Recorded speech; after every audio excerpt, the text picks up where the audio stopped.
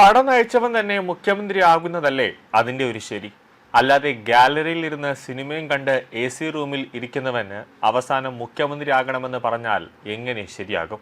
അപ്പോൾ എന്താകും ഒരു പാർട്ടിയിലെ അവസ്ഥ? 2021 കോൺഗ്രസ് കേരളത്തിൽ തകർന്ന് തരിപ്പണമായതാണ്. അന്ന് മുമ്പത്തെക്കാളും വോട്ട് 2021 LDF നേടി. അതായത് ഏകദേശം 100ഓളം സീറ്റുകൾ LDF അന്ന് നേടിയതാണ്.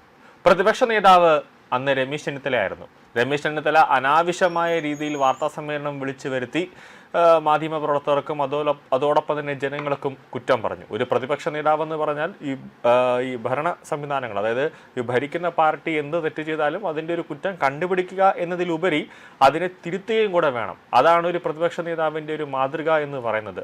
കൂടാതെ ജനങ്ങൾക്ക് നേട്ടമുണ്ടാകുന്ന പല കാര്യങ്ങളും ചെയ്യേണ്ട ഒരു ബാധ്യതയും ഒരു പ്രതിപക്ഷ നേതാവിനുണ്ട്. പക്ഷേ രമേശ് ചെന്നിത്തല എല്ലാ ദിവസവും ഒരു 12 മണി അല്ലെങ്കിൽ ഒരു 12:30 ആകുമ്പോൾ മീറ്റിംഗ് വിളിച്ചു കൂട്ടുന്നു. അത് മാത്രമാണ് രമേശ് ചെന്നിത്തല ചെയ്യുന്നത്.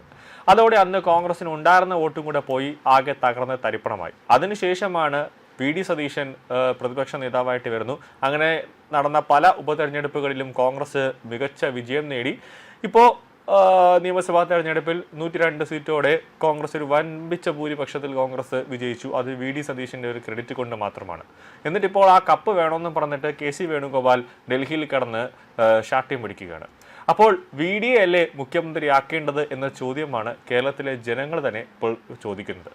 മുഖ്യമന്ത്രി ആകണമെങ്കിൽ ഇപ്പോൾ ഏതെങ്കിലും ഒരു മണ്ഡലത്തിൽ മത്സരിച്ച് ജയിച്ച കോൺഗ്രസ് സ്ഥാനാർത്ഥി രാജിവെക്കണം. അങ്ങനെ രാജിവെച്ചാൽ KC വേണുഗോപാലിന് അവിടെ ഒരു ഉപതെരഞ്ഞെടുപ്പ് വരികയുള്ളൂ. അങ്ങനെ ആ ഉപതെരഞ്ഞെടുപ്പിൽ KC വേണുഗോപാലിന് മത്സരിച്ച് ജയിച്ച് MLA ആയാലേ മുഖ്യമന്ത്രിയായിട്ട് കയറാൻ പറ്റുള്ളൂ. ഇവർ ആരെങ്കിലും രാജിവെക്കാൻ തയ്യാറാകുമോ എന്നാണ് ഇനി അറിയേണ്ടത്. ഒരു മണ്ഡലത്തിലും KCയെ കാല് കുത്താൻ സമ്മതിക്കില്ല എന്നാണ് കോൺഗ്രസ് നേതാക്കളും അണികളും പറഞ്ഞത്. ആദ്യം ഇരിക്കൂരിൽ മത്സരിക്കാനാണ് KC വിചാരിച്ചത്. പക്ഷേ അവിടെ KCക്കെതിരെ വലിയ രീതിയിലുള്ള പ്രതിഷേധമെത്തി. അവിടെ വന്നു കഴിഞ്ഞാൽ അടിച്ചോട്ടിക്കുമെന്ന് വരെ കോൺഗ്രസ് നേതാക്കൾ പറഞ്ഞു. അങ്ങനെ പ്രതിഷേധം കനത്തതോടെ KCയുടെ മനസ്സ് മാറി നേരെ ആലപ്പുഴയിലേക്ക് മത്സരിക്കാമെന്ന ആലോചനയാണ്. അവിടെ നിൽക്കുന്നത് AD തോമസ് ആണ്. കോൺഗ്രസ് അവിടെ AD തോമസ് ആണ് അവിടെ സ്ഥാനാർത്ഥിയായിരുന്നത്. അവിടെ നിന്ന് മത്സരിച്ച് വിജയിച്ചു. ഈ AD തോമസിനെ പറ്റി പറയുകയാണെങ്കിൽ ഈ നവകേരള യാത്രക്കിടയിൽ ഈ പിണറായി വിജയനെ കുറെ കിങ്കരന്മാര് ഈ രക്ഷാപ്രവർത്തനം എന്നൊക്കെ പറഞ്ഞിട്ട് ചെടിച്ചട്ടി കൊണ്ട് അടിച്ചത് ഈ AD തോമസിന്റെ തലയിലൊക്കെയാണ്. അപ്പോൾ ആ രീതിയിൽ തിരിച്ചടി AD തോമസ് ഇപ്പോൾ കൊടുക്കാനായിട്ട് പോവുകയാണ്. അപ്പോൾ തോമസിനെ രാജിവെപ്പിച്ച് KC വേണുഗോപാൽ അവിടെ മത്സരിക്കാനുള്ള ഒരു നീക്കമാണ് അവിടെ നടക്കുന്നത്. പക്ഷേ ആലപ്പുഴയിൽ കാലുകുത്തിയാൽ KCയെ കാലുകുത്താൻ സമ്മതിക്കില്ല, അടിച്ചോട്ടിക്കുമെന്ന് അവിടുത്തെ കോൺഗ്രസ് നേതാക്കളും പറയുന്നുണ്ട്. നിലവിൽ VD തന്നെ ആകണം ഇനി 5 വർഷം കേരളം ഭരിക്കേണ്ടതെന്നാണ് കോൺഗ്രസ് നേതാക്കളും ഒന്നടക്കം പറയുന്നത്. അതിൻ്റെ ഒരു തെളിവാണ് എറണാകുളം റെയിൽവേ സ്റ്റേഷനിൽ VDക്ക് ലഭിച്ച സ്വീകരണം. കോട്ടയത്ത് VD സതീശനായി പന്തംകുളത്ത് പ്രകടനം നടത്തുകയും അദ്ദേഹത്തെ മുഖ്യമന്ത്രിയാക്കണമെന്ന് പ്രവർത്തകർ ആവശ്യപ്പെടുകയും ചെയ്യുന്നുണ്ട്. തകർന്ന കോൺഗ്രസിനെ പുനരുജ്ജീവിപ്പിച്ച് ടീം UDF എന്ന ആശയത്തിലൂടെ കോൺഗ്രസിനെ വിജയത്തിലേക്ക് എത്തിച്ച സതീശന്റെ നേതൃത്വത്തെ പലരും പുകഴ്ത്തുന്നുണ്ട്. 2026 UDF ചരിത്ര വിജയം നേടുമ്പോൾ VD സതീശന്റെ തന്ത്രങ്ങളാണ് നിർണായകമായി മാറിയത്.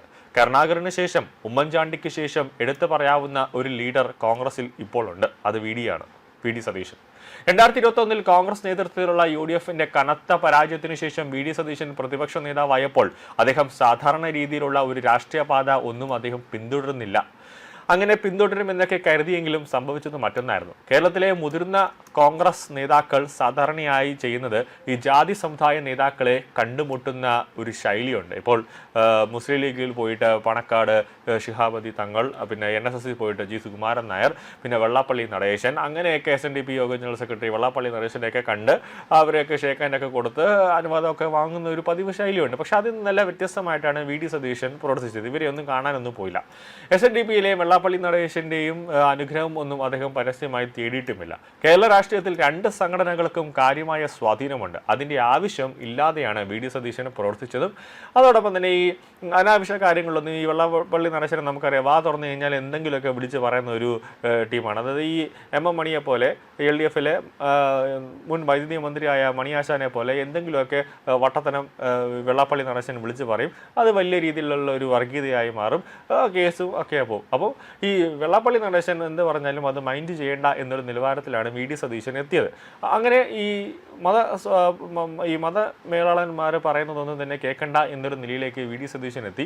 അത് കൂടാതെ വലുതായിട്ട് അവിടെ കോൺസെൻട്രേഷൻ ചെയ്യുന്നതിന് പകരം പാർട്ടിയുടെ പുനർജീവിപ്പിക്കാം അതിനെ കോൺസെൻട്രേഷൻ ചെയ്യാനായിട്ടാണ് വി ഡി സതീശൻ കൂടുതൽ സമയം ചെലവഴിച്ചത്. അതിൻ്റെ ഒരു മികച്ച നേട്ടം തന്നെയാണ് ഈ തെരഞ്ഞെടുപ്പിൽ കിട്ടിയത്. അതുകൊണ്ട് തന്നെയാണ് വി ഡി സതീശനെ മുഖ്യമന്ത്രിയാക്കണമെന്ന് ആവശ്യപ്പെട്ടുകൊണ്ട് അണികൾ ഇപ്പോൾ ഹൈക്കമാൻഡിലേക്ക് വലിയ രീതിയിൽ മെയിൽ അയക്കുകയാണ്. ഇപ്പോൾ ഈ MLA-മാരുടെയൊക്കെ നേതാക്കന്മാരുടെയൊക്കെ മനസ്സറിയാൻ ഡൽഹിയിൽ നിന്നും 2 നിരീക്ഷകർ എത്തുന്നുണ്ട്. അപ്പോൾ അവരെത്തുന്നതിന് മുന്നേ തന്നെ വി ഡി സതീശനെ മുഖ്യമന്ത്രിയാക്കണമെന്ന് പറഞ്ഞുകൊണ്ട് കേരളത്തിൽ നിന്നും പല മെയിലുകൾ, അത് ആയിരക്കണക്കിന് മെയിലുകൾ അങ്ങോട്ടേക്ക് ഡൽഹിയിലേക്ക് എത്തിയിട്ടുണ്ട് എന്നാണ് ലഭിക്കുന്ന വിവരം.